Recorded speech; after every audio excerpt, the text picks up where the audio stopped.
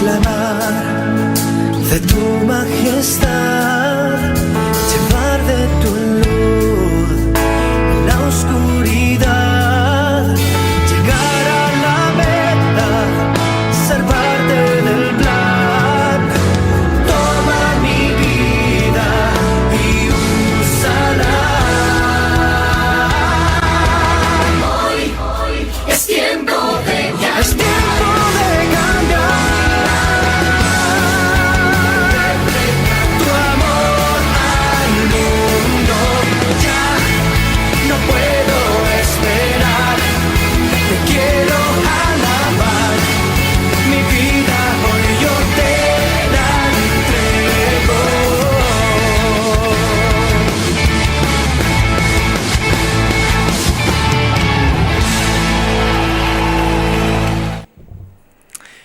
Muy buenos días y bienvenidos a una nuevo encuentro aquí con Enlace con el Señor. Y qué especial es este encuentro porque hemos venido tocando temas de sumo interés. Ya estamos de este lado de la Semana Santa, ¿no es cierto? Ahora empieza el año, por así decirlo. Tomamos en serio, los chicos están en la escuela y todo el mundo pensando, bueno, vamos a trabajar unos meses antes que venga la primavera. Entonces, yo estaba pensando, hemos visto la Pascua cuando nos preguntamos cuál fue el menú de la primera Pascua. Y bueno, fue cordero, no fue pescado, no fue huevo de Pascua, de chocolate, ni nada por el estilo, sino que vimos en la Biblia, Éxodo capítulo 12, que se trataba de nada menos que un cordero que fuera sacrificado y su sangre que pintara los postes de las puertas de las casas de Israel. Ellos estaban en esclavitud y entonces con esta última plaga o juicio que Dios hacía contra Egipto por haberlos retenido en esclavitud por más de 400 años, esa sangre libraba de la muerte al primogénito israelí. En Egipto morían los otros. Así que ese fue lo que realmente significó la liberación del pueblo judío de su esclavitud en Egipto en esa primera Pascua. La Pascua entonces era el cordero, su sangre derramada, la familia adentro de la casa protegida y comiendo ese asado. Jesús fue nuestra Pascua. El mismo Juan el Bautista dijo: he aquí el Cordero de Dios que quita el pecado del mundo.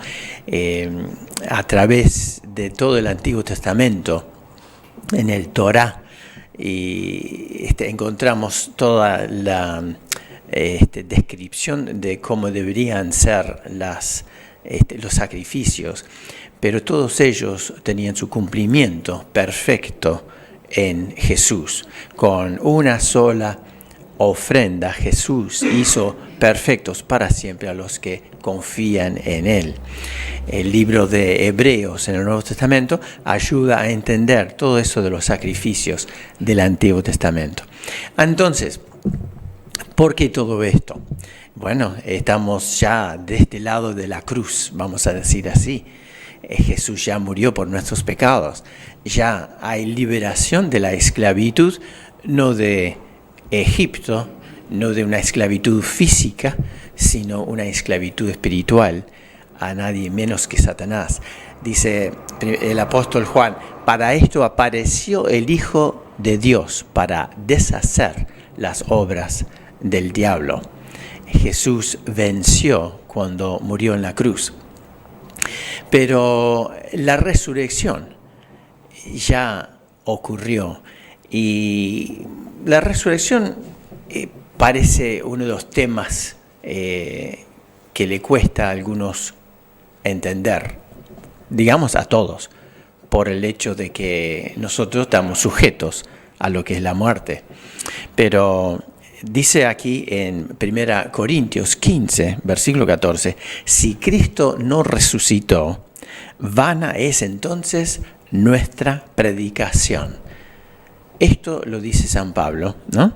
Si Cristo no resucitó, si es un Dios muerto, si es un fundador religioso que tiene su tumba y lo ocupa, entonces tranquilo, no pasa nada. Lo que dijo Jesús no tiene ningún atadero y lo que pretende tampoco.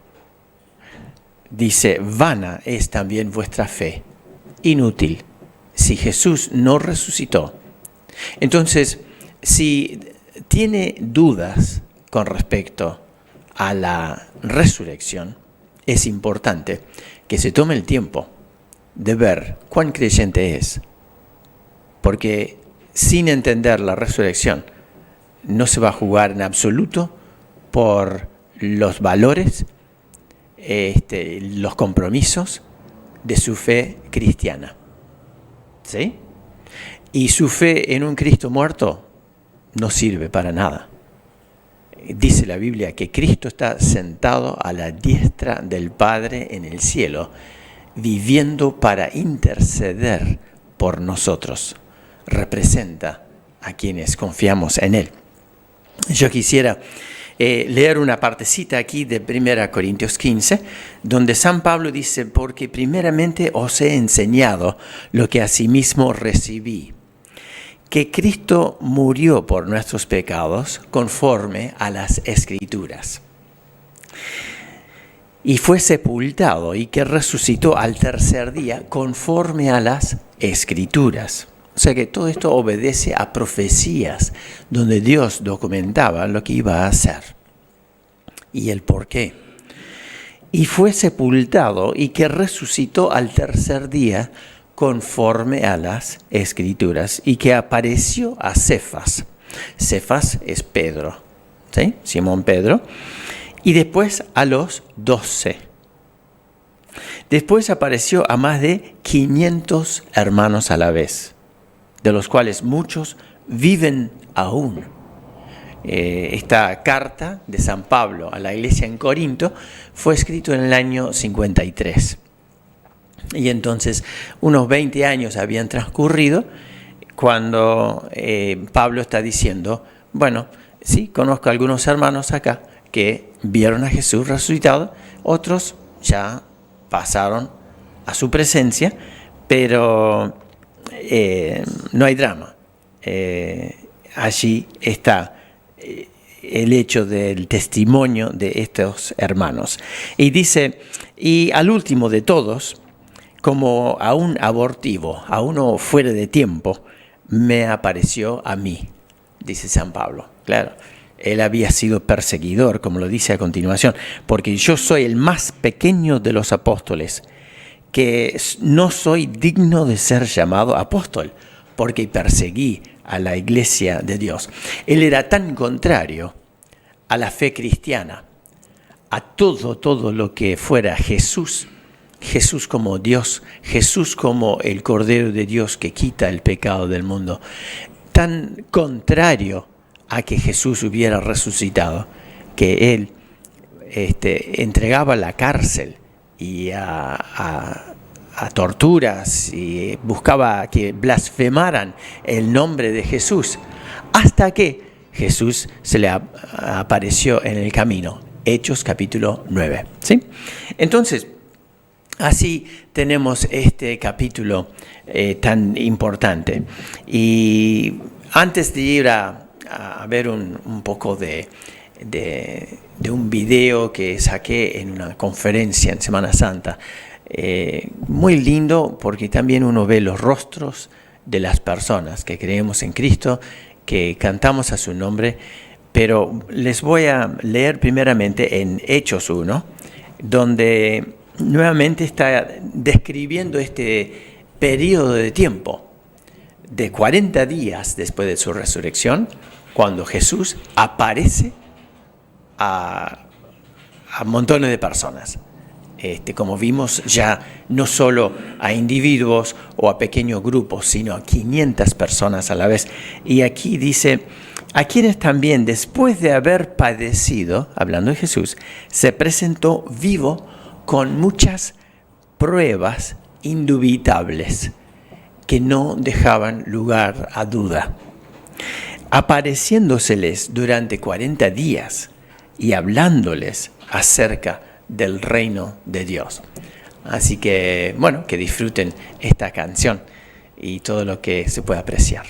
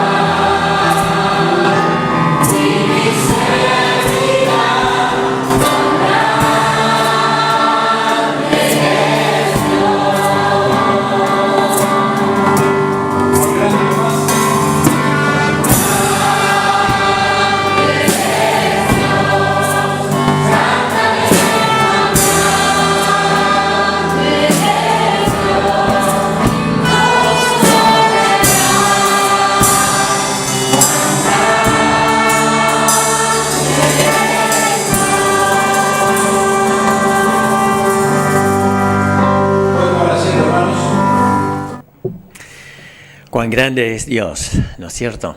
Y qué lindo es sentirlo y saberlo en la vida de uno. El testimonio personal, no un Dios de segunda mano, sino que de oídas le había oído y se habló de él y lo tenía por un vecino lejano. Ahora lo tengo a Dios acá adentro, ¿sí? Y así lo vivo todos los días. Y yo quería leerles un poco más acerca de la resurrección de Jesús, porque uno podría decir, resucitó alguien acá del cementerio de Mercedes y vamos a ver el lugar y encontramos que está todo vacío y perfecto. ¿Qué podría haber pasado? No creo nada. Sacaron el cuerpo y ya está. Pero no fue así en el caso de Jesús. Hubo una guardia de 16 soldados romanos, enemigos de Israel, que no le interesaban en absoluto la persona de Jesús. Le habían dado semejante paliza, casi dejándolo muerto, después sí, clavándolo en la cruz. Ellos eran los verdugos. Entonces, ellos, con la responsabilidad de defender un imperio, estaban plantados frente a la tumba donde estaba puesto Jesús. Un sello del Imperio Romano estaba allí conectándole esa piedra que servía de puerta con la piedra de la misma roca en que estaba cavada la tumba. Ese sello significaba toda la autoridad y el prestigio del Imperio Romano. Romper ese sello significaba la muerte a cualquier persona. Entonces, había muchísimas otros detalles, pero ¿qué había pasado? Leemos acá que vino un ángel y removió la piedra y se sentó sobre ella. Los soldados quedaron de miedo, desparramados, y volvieron a la ciudad, donde recibieron una coima para decir que los discípulos habían ido a robar el cuerpo. Ahora, es difícil creer eso. Y lo que vamos a ver después es que en base a la tumba vacía, donde todos tenían acceso y todos tenían no solo a ver el lugar vacío, sino también a saber de 16 hombres que algo había fallado, que hubo algo que no era verdadero. Ellos respondieron con fe de que los hechos eran así. Los 12 apóstoles dieron su vida por el testimonio de predicar que Jesús había resucitado. Dieron su vida en tortura, en crucifixiones, en decapitaciones, en montones de cosas que si yo sé la verdad, no voy a morir por una mentira, sino que puedo jugármela cuando se trata de una verdad perfecta. Entonces dice aquí en Lucas 24, el primer día de la semana, muy de mañana, vinieron al sepulcro trayendo especias aromáticas que habían preparado y algunas otras mujeres con ellas. Y hallaron removida la piedra del sepulcro. Entrando no hallaron el cuerpo del Señor Jesús. Aconteció que estando ellas perplejas por esto, he aquí se pararon junto a ellas 2 varones con vestiduras resplandecientes. Y como tuvieron temor, bajaron el rostro a tierra y les dijeron, ¿por qué buscáis entre los muertos al que vive? Así dijeron los ángeles, ¿por qué buscáis entre los muertos al que vive? No está aquí, sino que ha resucitado. Acordaos de lo que os habló cuando aún estaba en Galilea, diciendo, es necesario que el Hijo del Hombre sea entregado en manos de hombres pecadores, que sea crucificado y resucite al tercer día. Entonces ellas se acordaron de sus palabras y volviendo del sepulcro dieron nuevas de todas estas cosas a los 11 y a todos los demás. Eran María Magdalena y Juana, y María, madre de Jacobo, y las demás con ellas, quienes dijeron estas cosas a los apóstoles. Mas a ellos les parecía locura. Y a mí me gusta esta parte. Me gusta cuando no todo se acepta porque sí. Si no, seríamos capaces de creer muchas cosas bastante absurdas. Y de hecho, nuestra sociedad sí acepta muchas cosas sin pensarlas. Los discípulos dudaron, y la duda es buena. La duda no es incredulidad, sino que la duda espera, como que el cerebro está juntando información para que luego el corazón confíe en fe de que sea verdad. La incredulidad es simplemente decir, no me interesa, no averiguo, nunca leí la Biblia, opino sin saber, y así vive muchísima gente. Eso no sirve, eso es incredulidad. Y dice la Biblia que el que rehúsa creer en el Hijo de Dios no verá la vida, sino que la ira de Dios está sobre él. No hay un perdón amplio para todo el mundo. No, la Biblia dice lo contrario. No crean esa mentira de que todos serán salvos. Los mismos discípulos preguntaron a Jesús, ¿cuántos iban a ser salvos? Y Jesús decía poquitos, porque ancho es el camino que lleva a la perdición y muchos son los que por él van. Sí, y angosto es el camino que lleva a la vida. Entonces, hermano, querido, quisiera que usted eligiera el camino, primeramente, de búsqueda, de entender, de investigar, de abrir aquella Biblia que está en su casa para decir, bueno, Dios, quiero saber la verdad. Es importante saber la verdad, quiero saberlo. Para mí, para mi familia, para los que me rodean y para cumplir, si llegara el momento de creer, cumplir esa misión de llevar el Evangelio a toda criatura para que también otros sean salvos. Yo quiero lo mejor para las personas a quienes amo. Quiero lo mejor para aquellos que son mis vecinos, mi prójimo. Creo que usted también se identifica con ese sentir de solidaridad.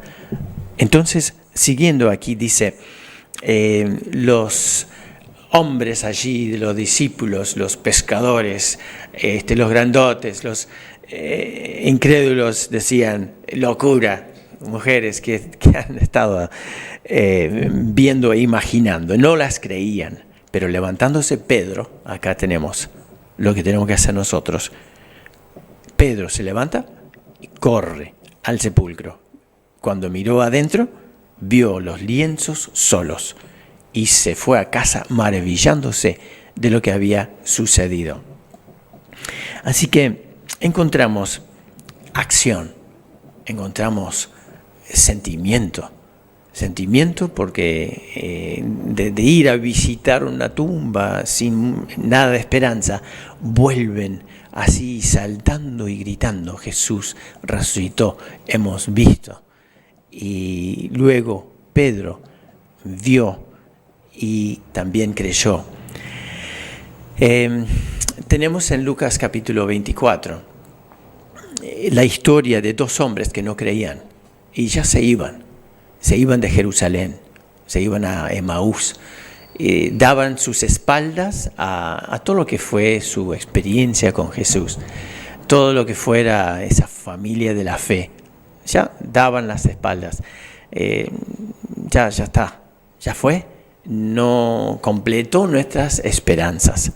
Entonces, ahí se van tristes caminando, pero dice la Biblia, en el 15 dice, sucedió que mientras hablaban y discutían entre sí, Jesús mismo se acerca y caminaba con ellos. Jesús mismo, mas los ojos de ellos estaban velados para que no le conociesen. Cuando nos acercamos a Jesús, estamos abiertos a encontrar cosas más allá de nuestra capacidad y de nuestra comprensión. ¿Sí? Toda la vida de Jesús era un milagro tras otro, una joya de pensamiento que jamás se le había cruzado por la mente al hombre, porque venía de Dios directamente. Dios tiene nuestro manual para la vida del hombre, a quien Él creó, a quien Él diseñó, formó, a quien Él amó, y es el manual, la Biblia.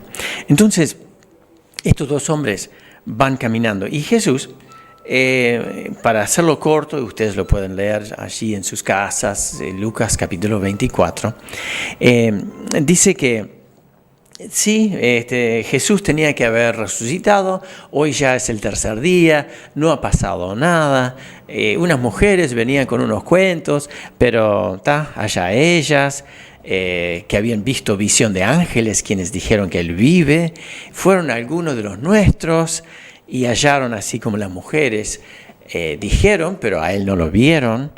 Entonces Él les dijo, oh insensatos y tardos de corazón para creer todo lo que los profetas han dicho. O sea que está documentado esto. ¿Por qué no se fijan en lo que está escrito? ¿No era necesario que el Cristo padeciese estas cosas y que entrara en su gloria, y comenzando desde Moisés, o sea, el Torá, desde Génesis, porque ya de Génesis 3:15 ya está hablando de Jesús aplastando la cabeza de Satanás. Desde el primer momento Dios ya tenía la solución. Alguien ha dicho, antes que Dios creara al mundo, ya había creado el camino de la cruz. Ya sabía que Cristo iba a tener que dar su vida para redimir a la humanidad en formación. Entonces, desde Moisés, siguiendo por todos los profetas, toda la Biblia habla de Jesús. Más de 200 profecías dicen con detalle lo que iba a hacer Jesús. Dice, llegaron a la aldea donde iban y él iba como que seguía el camino. Mas ellos le obligaron a quedarse, diciendo, quédate con nosotros, porque se hace tarde y el día ya ha declinado. Entonces él entró a quedarse con ellos. Entonces dice, cuando estaba sentado con ellos a la mesa, tomó el pan y lo bendijo. Lo partió y les dio. Estas son palabras de la Santa Cena, ¿no? Las identificamos. Entonces les fueron abiertos los ojos y le reconocieron. Mas él se desapareció de su vista. Y así era esto de que Jesús venía y desaparecía. Hablaba, sabía de qué estaban hablando y se iba. Yo pienso en un dial de radio o sintonizar lo que sea, cualquier canal de televisión. Pienso en mi celular, donde hay una antena que a veces es mucha y otras veces es poca, pero que permite que todo lo que pase por este cuarto, que yo no lo vea, pero que es muy real y muy completo. Ustedes me están viendo a mí a través de señales invisibles. Jesús se hace visible, invisible, a su gusto. Vamos a ver una partecita de una canción que dice, porque Él vive, triunfaré mañana.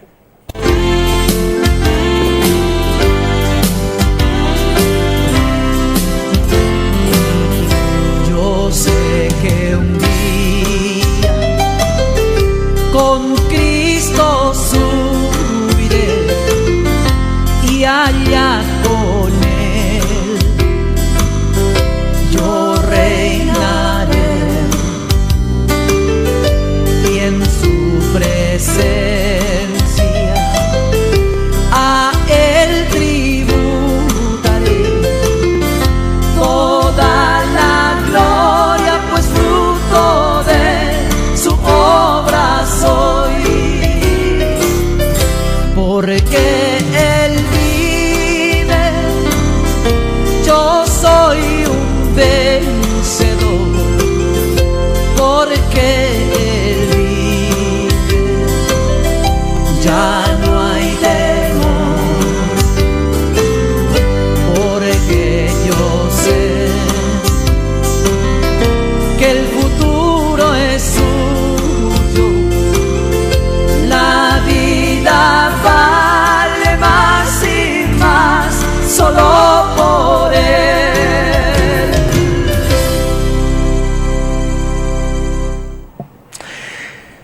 Porque Él vive, triunfaré mañana. Soy un vencedor porque Cristo vive, porque es un Dios real.